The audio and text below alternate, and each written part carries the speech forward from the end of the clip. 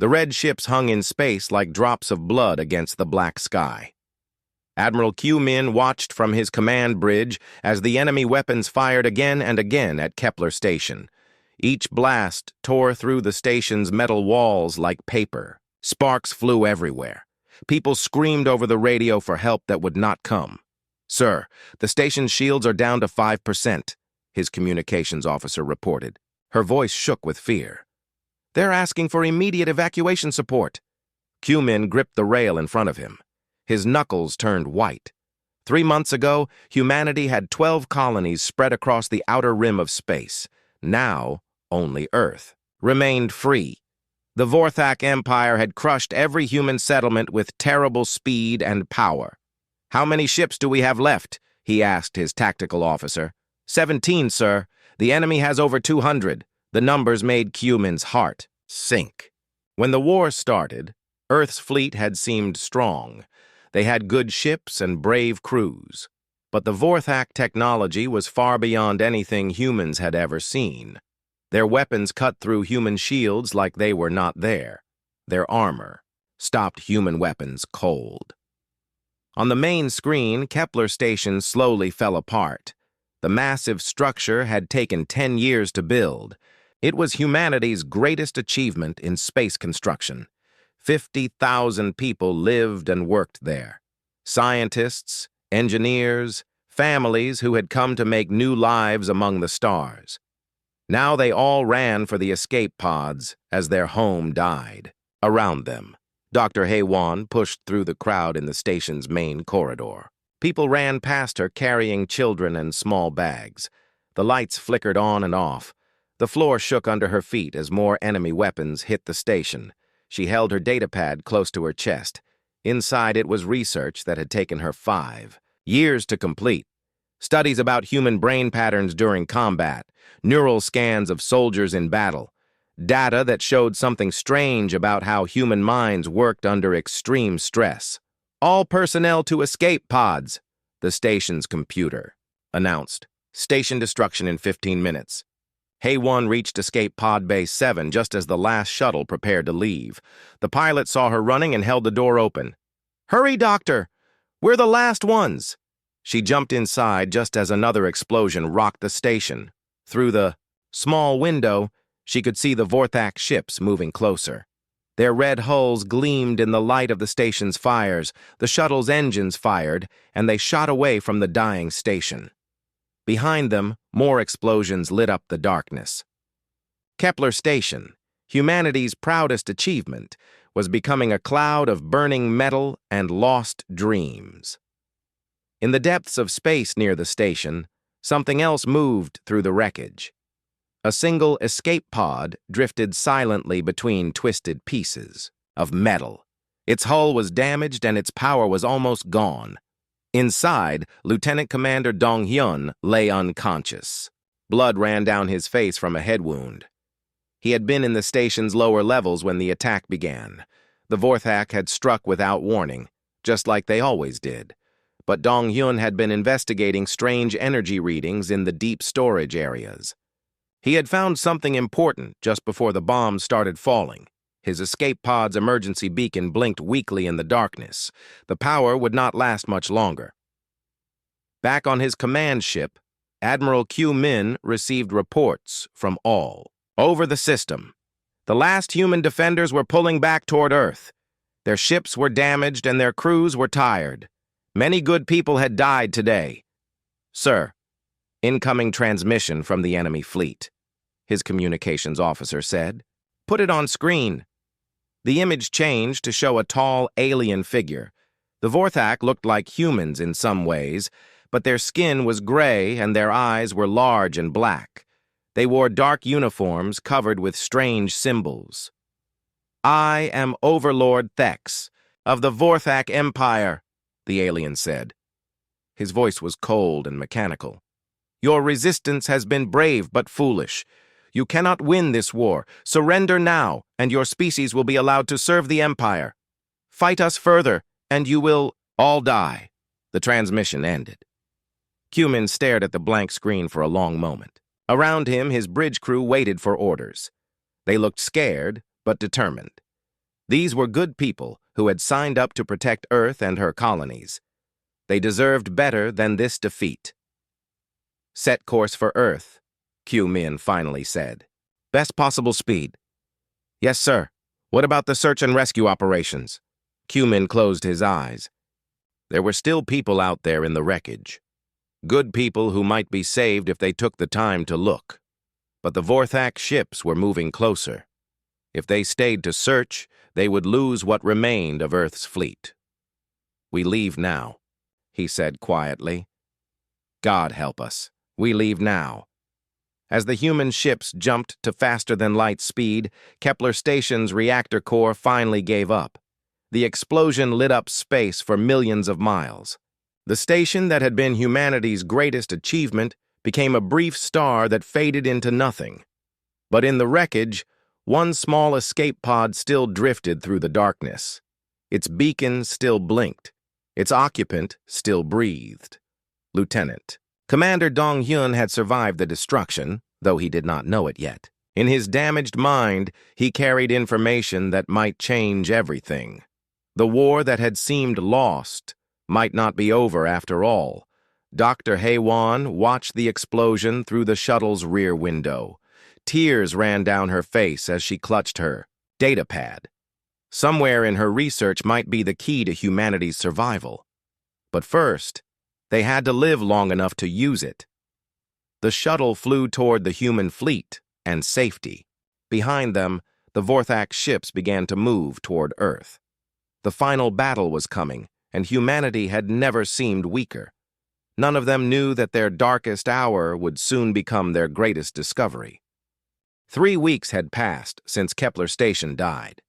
Deep under the ground in Geneva, Earth's leaders sat around a metal table. The room had no windows. Thick concrete walls kept out the sound of the world above. But nothing could keep out the fear that filled every heart. Admiral Q-Min looked older than his 50 years. Dark circles surrounded his eyes. His uniform was clean, but his hands shook slightly when he reached for his coffee cup. The retreat from Kepler had been hard on everyone, but hardest on the man who had to give the order to abandon the survivors. Report on our orbital defenses, General Sunja said. She was a small woman with gray hair and sharp eyes. She had been fighting wars longer than most people had been alive. The defense platforms are holding, reported Captain Byung-ho. But barely. We've lost 30% of our satellites. The Vorthak could break through our defenses any time. They choose. Then why don't they? Asked High Chancellor Yu Jin. He was the elected leader of Earth's government, a man who had spent his life making peace, not war. What are they waiting for? Nobody had a good answer. The Vorthak fleet sat at the edge of the solar system like hungry wolves. They were close enough to attack, but far enough away to be safe. Every day they waited, Earth's defenses grew weaker. Doctor. Hae-won sat at the far end of the table. She had not spoken much during these meetings. The other leaders were military people or politicians. She was just a scientist with a theory that sounded crazy even to her. Doctor, General Sunja said, you asked for time to present your research. The floor is yours. Hae-won stood up slowly. Her datapad felt heavy in her hands. Everything she had worked for came down to this moment. 3 months ago, I began studying brain scans of our soldiers during combat, she said. What I found was unusual. Human brains show activity patterns that I've never seen in any other species. She touched her datapad, and a holographic image appeared above the table. It showed a human brain with areas lighting up in different colors. This is Lieutenant Park during the Battle of New Seoul. Watch what happens to his neural pathways as the fight continues. The brain image changed. New connections formed between different areas. The pattern of lights shifted and grew more complex. In the first hour of combat, his brain looked normal, but after 6 hours of fighting, his neural structure had completely reorganized. He was literally thinking in new ways, making connections he had never made before. So, General Sunja asked, stress changes people. We all know that. This isn't stress, Hae-won said. This is evolution. Real-time adaptation at the cellular level. No other species I've studied shows this ability.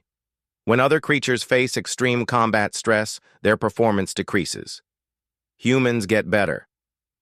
The room was quiet for a long moment. High Chancellor. Yujin leaned forward. You're saying we evolve during battle? I'm saying we adapt. Our brains rewire themselves to handle new threats. The longer a fight goes on, the more capable we become. General Sunja laughed, but it was not a happy sound. Doctor, that's the most ridiculous thing I've ever heard. If humans were so good at adapting to combat, why are we losing this war? Because we haven't been fighting long enough, Haiwan said. The Vorthak attacks have been too quick. Hit and run. They destroy our positions before our brains have time to adapt. But if we could somehow extend the conflict... You want us to fight longer? Admiral Q-Min asked. We're barely surviving as it is. Before Haiwan could answer, Captain Byung-ho's communication device beeped. He looked at the message and his face went pale. What is it? General Sunja asked. Long-range sensors have picked up something. A signal from the Kepler Station debris field. It's an emergency beacon. The room erupted, in noise. Everyone started talking at once. Admiral Q-Min slammed his hand on the table. Quiet, he shouted. Captain, explain. The signal is weak, but definitely human. Someone survived the station's destruction. They're still out there. That's impossible, Admiral Q-Min said. We scanned the area. There were no survivors. The tree. Signal just started broadcasting 3 hours ago. Maybe their equipment was damaged and finally came online. General Sunja shook her head. It's too dangerous. The Vorthak control that entire system. Any rescue mission would be suicide. We have to try, Captain Byung-ho said. If someone survived, they might have information about Vorthak tactics. Intelligence we desperately need. Dr. Haiwan felt her heart start to beat faster. If someone was in extended combat with the Vorthak and survived, their brain scans could prove my theory. We could learn how human adaptation really works. High Chancellor Yujin looked around the table at his advisors. What ship could make it there and back? The Ghost Protocol, Captain Byung-ho said immediately. It's our newest stealth frigate. Experimental technology, but it's the only ship that might slip past Vorthak sensors. Who would command such a mission? Commander Jiwoo has the most experience with stealth operations. Her ship is already prepared for deep space missions. Admiral Q-Min's face was grim. Commander Jiwoo lost her entire family when the Vorthak attacked New Sol Colony. She might not be thinking clearly about this mission.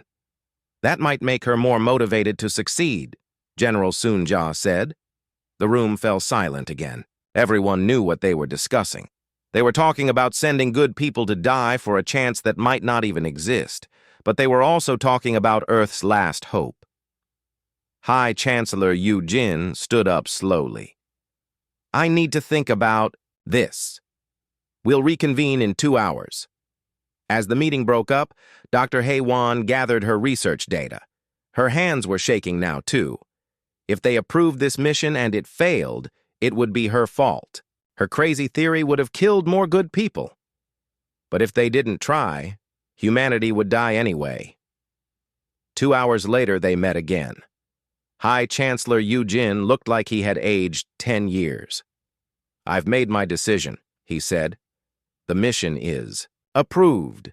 Commander Jiwoo will take the Ghost Protocol to the Kepler debris field. She will locate and retrieve any survivors. Dr. Haiwan will accompany the mission to analyze any data they find. Sir, Admiral Q-Min said, this is extremely risky. If we lose the Ghost Protocol, we lose our only stealth capability.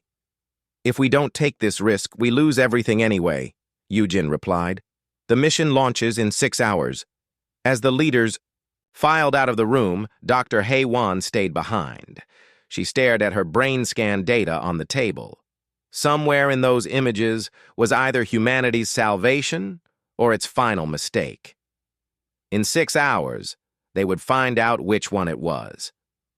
Far away at the edge of the solar system, Overlord Thex received reports of increased human communication activity. His intelligence officers could not decode the messages, but the pattern was different, more urgent. For the first time since the war began, the Vorthak commander felt a small touch of curiosity. What were the humans planning? They had to know. They could not win. Their technology was inferior. Their ships were few. Their colonies were destroyed. But something in the communication patterns bothered him. It reminded him of the way his own people had behaved when they were desperate, when their homeworld was dying and they had nothing left to lose. Perhaps it would be wise to delay the final attack on Earth, just for a few days, just to see what the humans were up to. He had no idea that this small decision would change the course of the war. The Ghost Protocol moved through space like a shadow. Commander Jiwoo sat in the captain's chair, her eyes fixed on the screens showing the wreckage of Kepler Station. 2 days ago, this had been enemy territory. Now, her ship drifted silently through the debris field, invisible to Vorthak sensors. Contact bearing 27 Mark IV, Lieutenant Namgil reported from his station. The emergency beacon is definitely coming from inside the station's central section. Jiwoo nodded. She had volunteered for this mission knowing she might not return. The Vorthak had killed her husband and 2 children when they destroyed New Sol Colony. If she died trying to save another human life, it would be a good death. How close can we get without being detected? She asked. The stealth field will hold as long as we stay below quarter impulse power, Namgil said. But the debris is thick. Navigation will be difficult. Through the main screen, Jiwoo could see the twisted remains of humanity's greatest space station.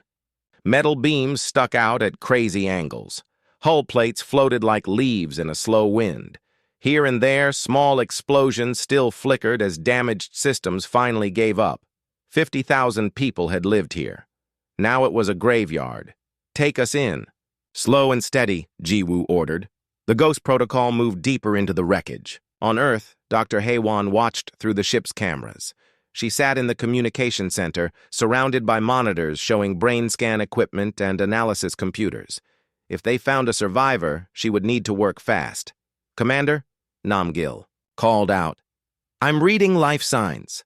Very weak, but definitely human. The signal is coming from an escape pod wedged between 2 structural beams. Can we reach it? It'll be tight, but yes. The pod looks badly damaged. Hull breaches in several places. I don't know how anyone could still be alive in there. Jiwoo felt her heart start to beat faster. After 3 weeks, the chances of finding anyone alive were almost 0, but the life sign readings were clear. Bring us alongside. Prepare the rescue equipment. 20 minutes later, they managed to pull the damaged escape pod into the Ghost Protocol's cargo bay. The pod's outer hull was scarred by weapons fire and twisted by explosions.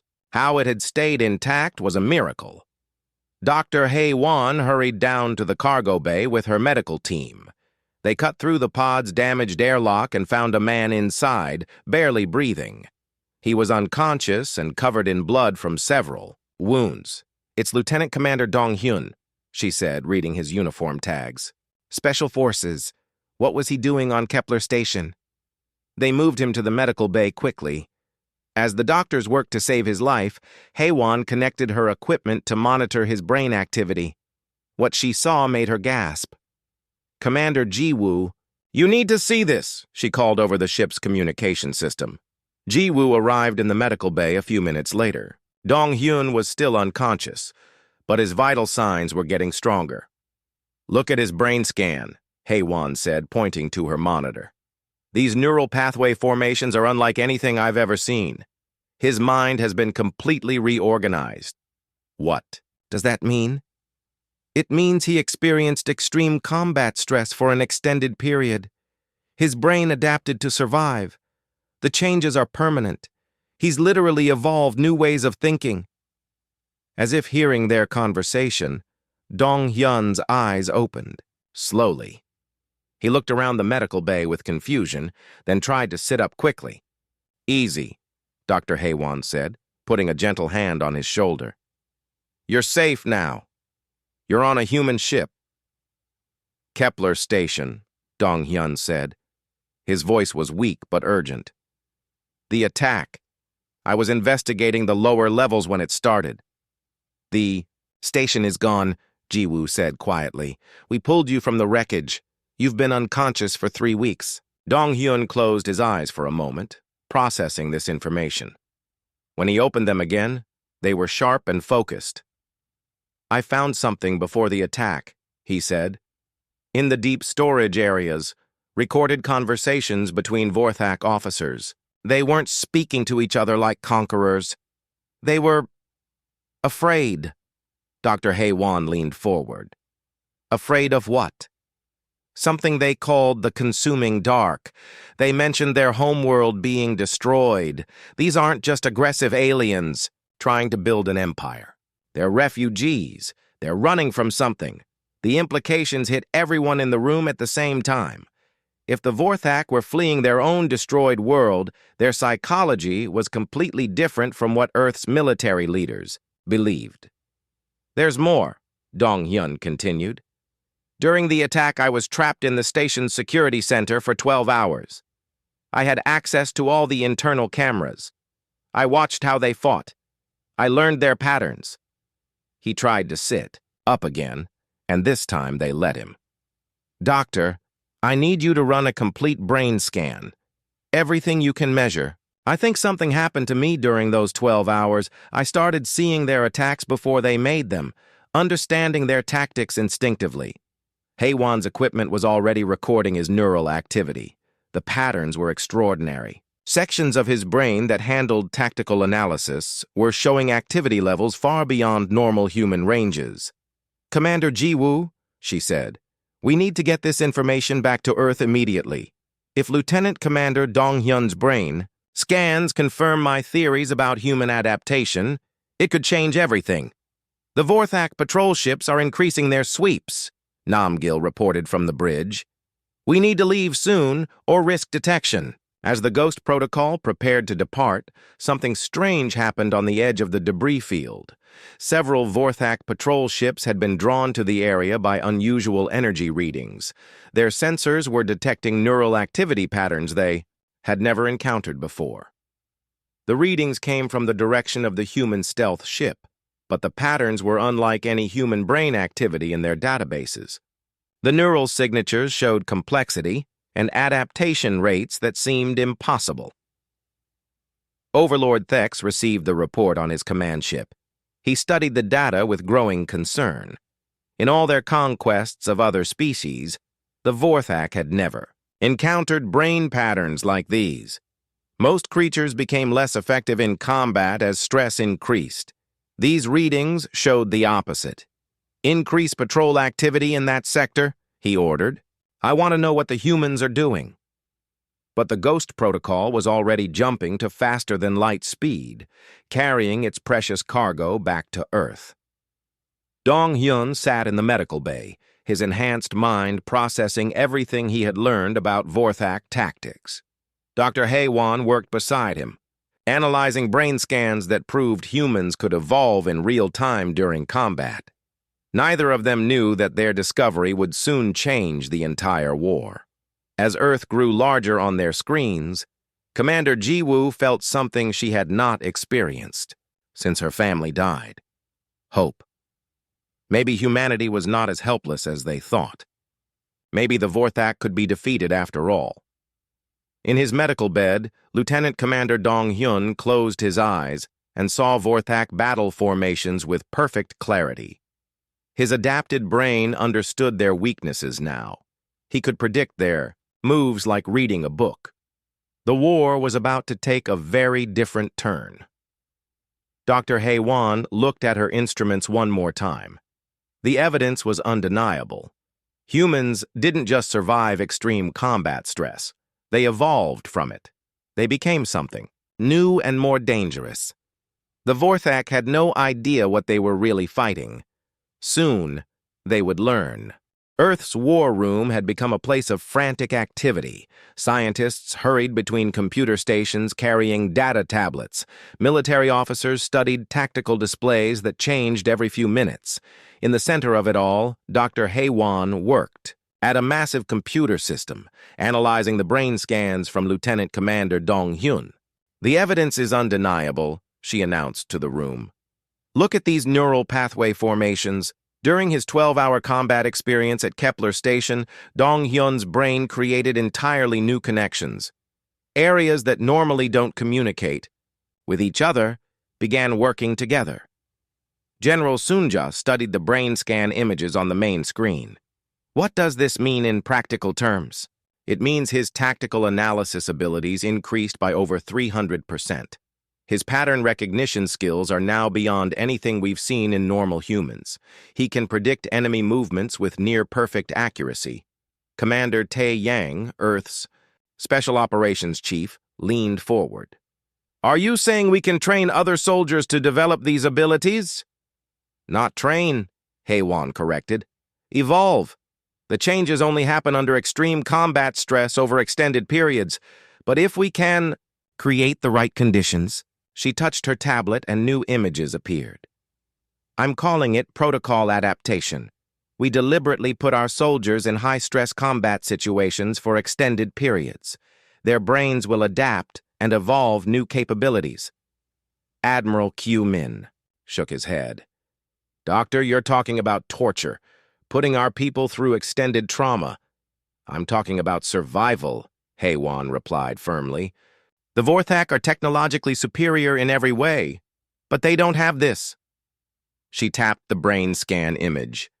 "They don't evolve during combat. We do." In the medical bay, Lieutenant Commander Dong Hyun was undergoing more tests.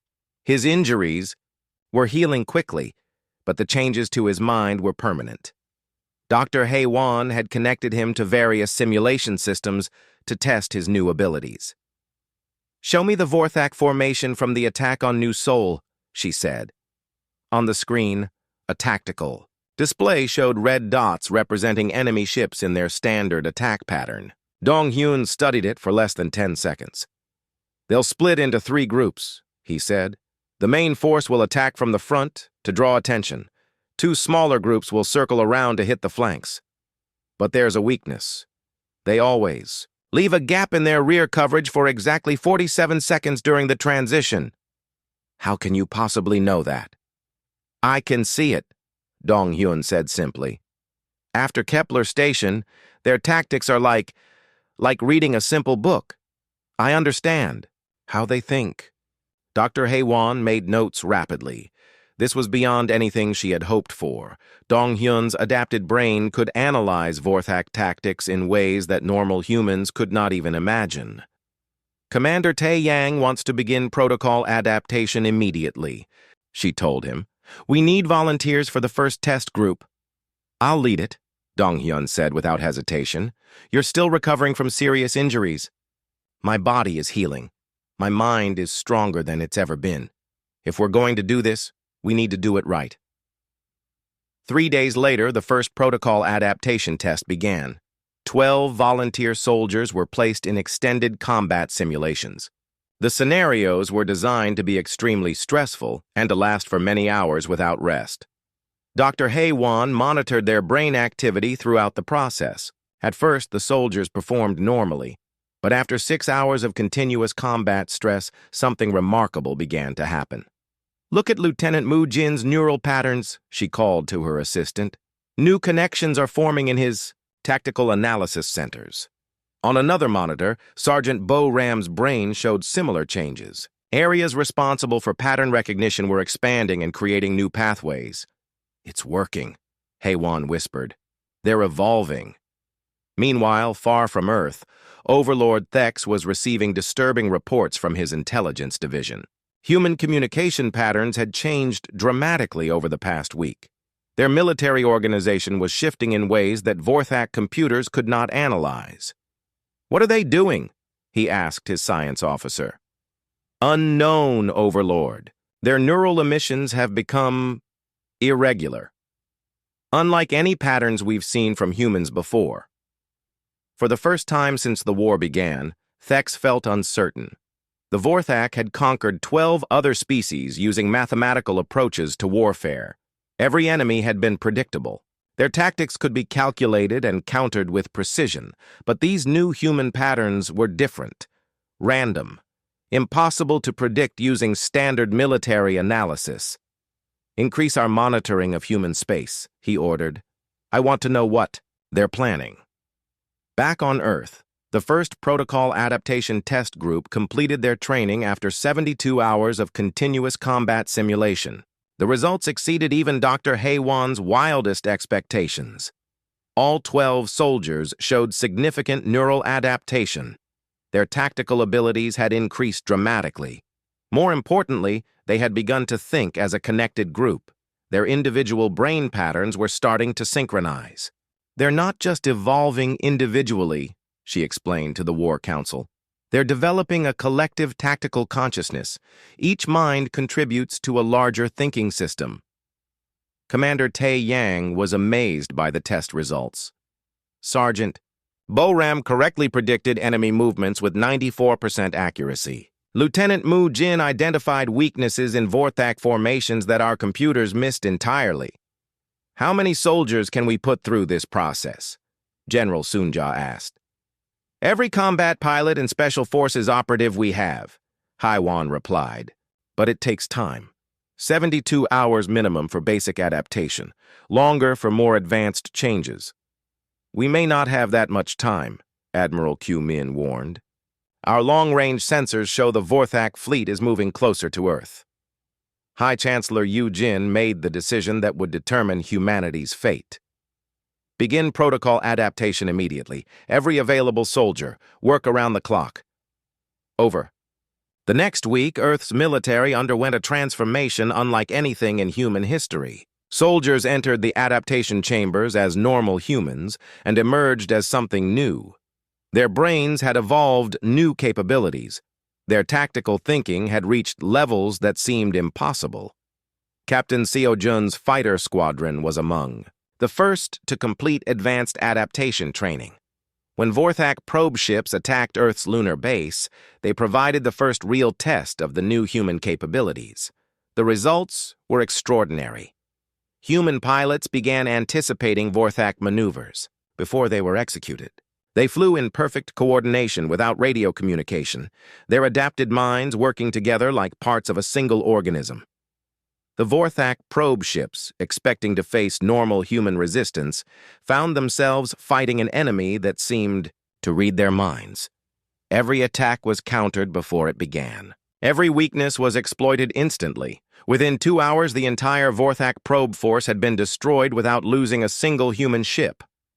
Overlord Thex received the battle report with growing alarm. His ships had been defeated not by superior technology, but by tactical abilities that seemed to violate the laws of military science. "How did they know our attack patterns before we executed them?" he demanded. "Unknown, Overlord. Their response times were impossible. They reacted to our maneuvers before our pilots had even completed them."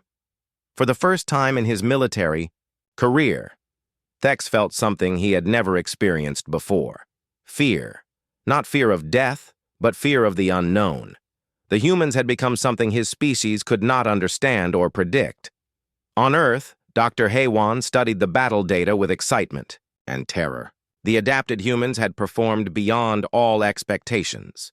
But she was beginning to realize something that worried her deeply. The soldiers were changing in ways she had not anticipated. Their personalities were becoming more aggressive. Their thinking patterns were shifting toward pure tactical analysis. They were becoming perfect warriors, but they were also becoming less human. Lieutenant Commander Dong Hyun noticed the changes in himself as well. He could predict enemy movements with supernatural accuracy, but normal human emotions seemed distant and unimportant. Only the challenge of combat felt real to him now. "Doctor," he said during his latest evaluation, "I need to tell you something about the Vorthak conversations I recorded at Kepler Station." "What about them?" The consuming dark, they mentioned. I've been thinking about it with my adapted mind. I don't think it's just a weapon or another enemy species. What do you think it is? Dong-hyun's evolved brain processed possibilities that his original mind could never have considered. I think it's something that destroys species by making them fight each other. Something that feeds on conflict and war. Dr. Haewon felt a chill run down her spine. If Dong-hyun was right, then humanity's evolution toward perfect warriors might be exactly what this consuming dark wanted. But there was no time to worry about future threats. The Vorthak main fleet was approaching Earth, and the final battle was about to begin. The question was no longer whether humanity could survive the war. The question was whether humanity would still be human when the war was over. 3,000 Vorthak warships dropped out of faster-than-light travel at the edge of Earth's solar system. They formed perfect attack formations, their red hulls gleaming like a deadly constellation. Overlord Thex stood on his command bridge, confident that this battle would end humanity's resistance once and for all. "Begin the final assault," he ordered. The massive alien fleet moved toward Earth like an approaching storm, their weapons charged with enough power to crack planets. Their shields could stop any human weapon. For 3 months, they had crushed every human defense with ease, but this time would be different. Admiral Q-Min watched the enemy approach from Earth's orbital command station. His fleet was much smaller than before, but every single human, pilot and soldier, had been through protocol adaptation.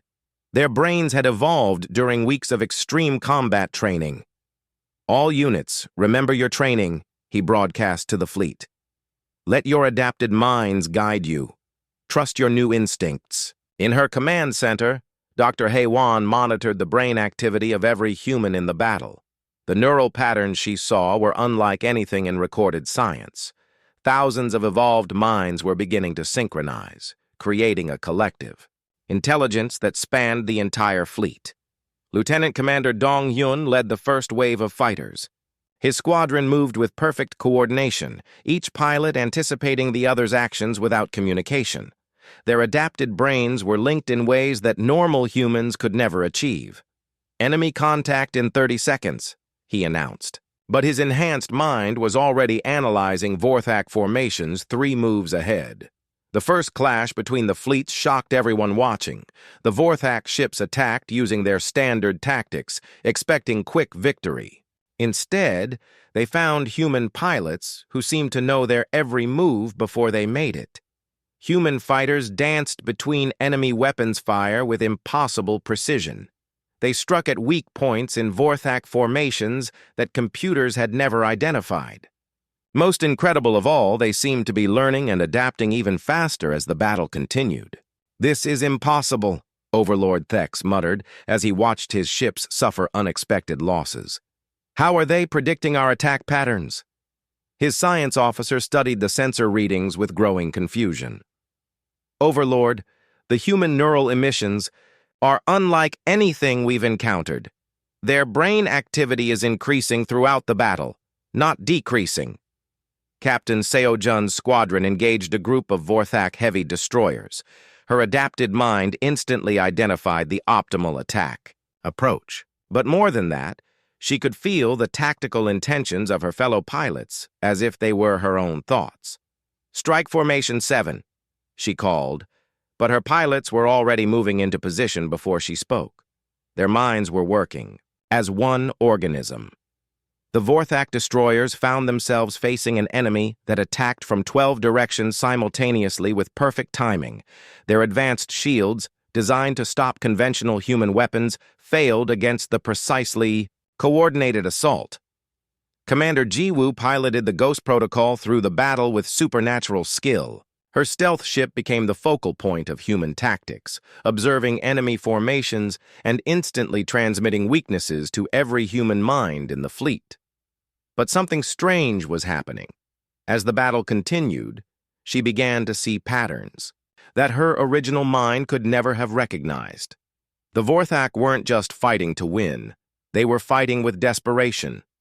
"Dr. Haewon," she transmitted to Earth, "I'm seeing something odd in the enemy formations. They're not fighting like conquerors. They're fighting like prey. On Earth, Haywan was analyzing the same data with her enhanced computers. The evidence was becoming clear. The Vorthak ships were arranged in defensive patterns, not offensive ones. They were protecting something in their rear formations. "Admiral Q-Min," she broadcast, "focus your sensors on the enemy rear guard. I think they're carrying something important." Captain Byung-ho's research vessel Endeavour had been upgraded with the most advanced sensors Earth could build. As he scanned the Vorthak rear formations, he discovered something that changed everything. "Multiple life support systems," he reported. "Thousands of them. The rear ships aren't warships at all. They're refugee vessels." The revelation hit the human fleet like a shockwave. The mighty Vorthak Empire wasn't trying to conquer Earth. They were fleeing from something, carrying their entire civilization with them. Lieutenant Commander Dong-hyun's evolved mind processed this information instantly. The neural patterns he had observed at Kepler Station suddenly made perfect sense. The Vorthak officers hadn't been planning conquest. They had been discussing survival. "All units, stand down weapons," Admiral Q-Min ordered. The command went against every military instinct, but his adapted mind understood what needed to happen. The human fleet stopped attacking but maintained their positions around the Vorthak forces. For the first time in the war, neither side was actively shooting at the other. Overlord Thex stared at his displays in confusion. The humans had gained a tactical advantage and then stopped. In all his military experience, he had never seen anything like it. "Sir," his communications officer reported, "we're receiving a transmission from the human flagship." "Put it through." Admiral Q-Min's image appeared on the screen. Behind him, the neural activity displays showed the collective intelligence of the human fleet still analyzing Vorthak weaknesses. "Overlord Thex," Q-Min said, "we've learned about your true situation. You're not conquerors. You're survivors, just like we are. Perhaps it's time we stopped fighting each other and started facing the real enemy." For a long moment, Thex said nothing. Around him, his bridge crew waited for orders. The human fleet had demonstrated abilities that made victory impossible, but they were offering something unexpected: understanding. "What do you know of the consuming dark?" Thex finally asked. "We know it destroyed your homeworld," Dr. Haywan's voice came through the communication system. "We know it's the reason you've been destroying other civilizations. You're looking for a new home." "We are looking for allies," Thex corrected. "Every species we've encountered has fallen to the dark. Within years of our arrival, we thought if we conquered them quickly, we could unite them under our protection." "Protection through domination," Admiral Q-Min said. "But there's another way." Lieutenant Commander Dong-hyun's squadron moved closer to the Vorthak command ship. His adapted mind was processing tactical data at incredible speed. But now, he was analyzing cooperation instead of combat. "The energy readings I detected at Kepler Station," he transmitted. "They match the signatures we're detecting from deep space. The consuming dark is already coming here." Dr. Haywan's instruments confirmed what everyone was beginning to understand.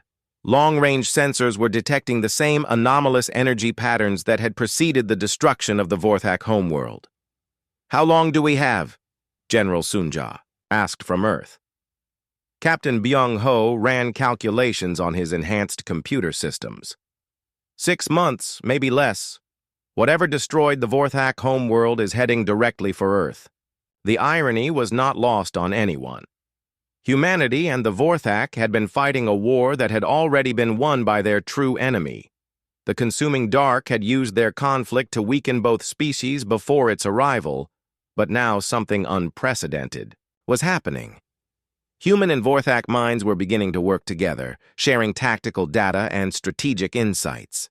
The adapted human brains were forming connections not just with each other, but with their former enemies.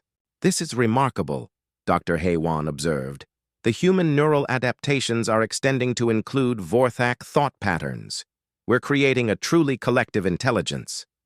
Overlord Thex felt his own mind changing as the human neural fields affected his ship's crew. For the first time since his world died, he felt something other than desperation. Hope. "Admiral Q-Min," he said, "my people have technology your species needs, but you have something we lack." "What's that?" "The ability to become stronger through adversity. Every species we've encountered grows weaker when faced with the dark. But your minds evolved during our conflict. You became more than you were before. The combined human-Vorthak fleet began to reorganize itself into new formations. Ships that had been trying to destroy each other hours before now worked together to face the approaching threat." Dr. Wan watched the neural activity displays with amazement. The collective intelligence now included thousands of human and alien minds working as one. They were becoming something the galaxy had never seen before, a truly unified species. The dark feeds on conflict and division, she realized. It destroys civilizations by making them fight each other. But if we're united, then we're no longer its preferred prey, Lieutenant Commander Dong Hyun finished. His evolved mind could see tactical possibilities that amazed even him. As the two fleets prepared to face their common enemy, Admiral Q-Min made one final log entry. "Today we learned that humanity's greatest strength isn't our technology or our courage. It's our ability to change when change is needed. We thought we were fighting for survival, but we were actually evolving for something greater." The war between humanity and the Vorthak was over. The real battle was about to begin.